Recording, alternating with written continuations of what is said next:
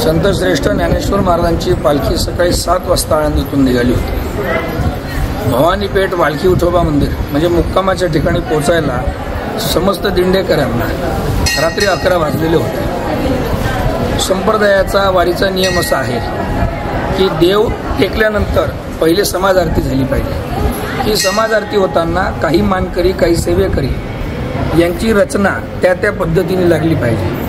ती रचना झाल्यानंतर समाज आरती होईल आणि समाज आरती झाल्यानंतर हा जो सकाळपासून चालत असलेला वारकरी आहे हा आपापल्या ठिकाणी जाईल मुक्कामाच्या ठिकाणी, तिथे त्याच्या दिंडीची परंपरेची आरती करेल, नंतर तो जेवेल।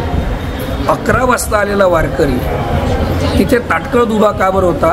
कारण काही भवानी पेठेमध्ये येताना काही ठिकाणी लाईट नव्हती आणि ते लाईट नसल्यामुळे थोडी पालखी यायला उशीर झाला। आता सगळी बघ्यांची गर्दी काल वाढलेली, पोलीस प्रशासन त्यांची व्यवस्था करत आहे। यामध्ये समाज आरतीला आवश्यक असलेले 3 विणेकरी येऊ शकले नाही, पोलिसांची पण दमछाक होते आणि यात समाज आरतीचं कोणालाही नवल नाही। ती आरती झाली पाहिजे त्याचंही नवल नाही, वारकरी जागेवर जाऊन जेवला पाहिजे त्याचंही नवल नाही। तो सकाळी 7 वाजेपासून निघाला आहे आणि आता 11 वाजले याची चिंता नाही, परंतु कोणीतरी मोठे व्यक्ती येणार आहे आणि ते कॅप्चर केलं पाहिजे, एक्सक्लुझिव्ह गेला पाहिजे म्हणून तिथे सगळे कॅमेरे लागलेले आहेत आणि त्याच्यासोबत एकही वारकरी आत नाही। सगळे बघे किंवा ज्याला म्हणतो ना कार्ड होल्डर्स आणि काय म्हणतात ते VIP एंट्रीवाले लोक तिथे होते। अशा वेळेस त्या ठिकाणी रचना असतात आरतीच्या, या ठिकाणी हा उभा राहायला पाहिजे, त्या ठिकाणी तो उभा राहायला पाहिजे, म्हणून ही व्यवस्था लावण्यासाठी आमचे त्या पद्धतीचे ते हावभाव। आता आम्ही थोडंसं बोललो म्हणून लगेच आवाज चढला, अरे रावी झाली, या शब्दात जे ट्रोल करणं चालू आहे, मला तरी असं वाटतं की त्यांनी या पहिले कधीतरी पालखी विठोबा लाईव्ह दाखवलेला होता।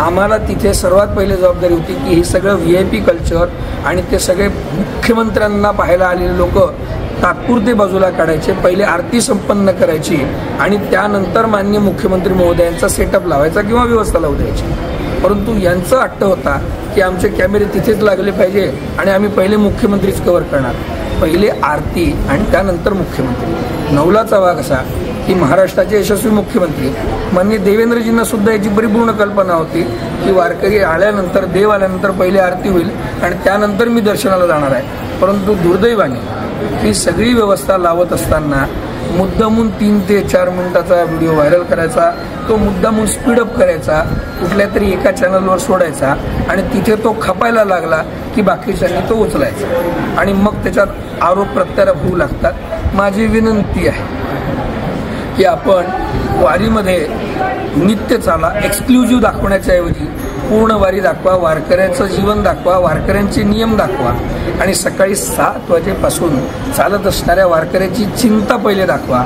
माझ्यासारख्याचं हे चरित्रचिंतन किंवा वक्तव्य किंवा हे दाखवून तुम्हाला ट्रोलिंग मिळेल, म्हणजे तर धन्यवाद देतो देवाला की या निमित्ताने मी कोणाच्या तरी कामाला आलो, परंतु माझ्या पाठीमागे समस्त वारकऱ्यांचा आशीर्वाद आहे। सकाळी जेवढं मला ट्रोलिंग चालू आहे तेवढंच मला समर्थन सुद्धा चालू आहे। माझं नाव फक्त योगी आहे म्हणून मी कुठल्या तरी एका विशिष्ट विचारधारेचा आहे आणि म्हणून कुठली तरी एक विशिष्ट विचारधारा मला टार्गेट करत असेल तर त्या निमित्ताने का होईना, परंतु मी ज्ञानोबा तुकोबांना धन्यवाद मानतो की या मुद्द्याने काय ना मी कोणाच्या तरी कामात आलो, त्यामुळे मी त्यांना सुद्धा धन्यवाद देऊ शकतो। खरी परिस्थिती जर जाणून घ्यायची असेल तर माझी विनंती आहे की ते पूर्ण व्हिडिओ आणि ती पूर्ण फुटेज दाखवावी।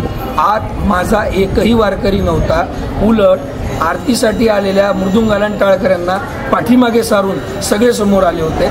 आम्हाला आरती महत्त्वाची आहे, आम्हाला आमचा वारकरी महत्त्वाचा आहे, त्याचं जीवन महत्त्वाचं आहे, त्याची दिनचर्या महत्त्वाची आहे। आणि हो, मी ज्ञानेश्वर महाराज संस्थान कमिटीचा विश्वस्त आहे, मी वारकऱ्यांचा सेवक आहे। माझी वारी ही वर्षानुवर्षे चालू आहे, त्याला पिरियड नसतो बरं का। आणि मी हो शुद्ध मताने सांगतो की या निमित्ताने मी तिथे सुद्धा पोचलो जिथे सहज शक्य नव्हतं।